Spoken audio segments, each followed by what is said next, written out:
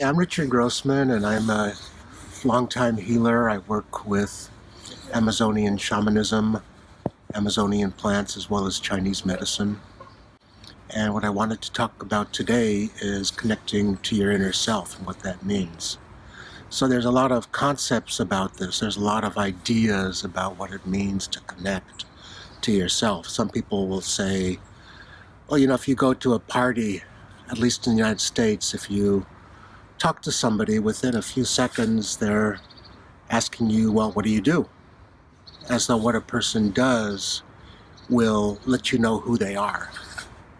And as if you knowing what you do in this world lets you know who you are.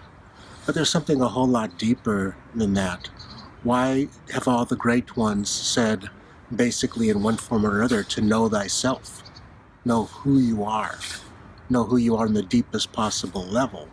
Because that is what we're here for. You could say we're here to party, you could say we're here to make money, you can say we're here to make an impact on the world, you can say we're here to have children, but all of those things are secondary to knowing yourself. There's an idea that's really important to know, is that without knowledge of self, without knowing who you are, everything else is going to be black and white. But when you really know yourself, when you know who you really, really are, the world becomes colorful, the world becomes beautiful. Your life can become beautiful. And some people are, for some reason, are afraid of this. They're afraid of knowing who they are. They're afraid they're going to find dark monsters inside, or evil beings, or, some kind of negative thing. But that's not what the truth is.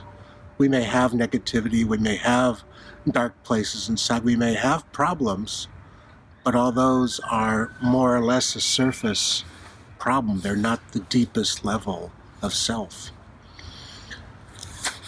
That's why we should know ourselves, because it's self-fulfilling, it's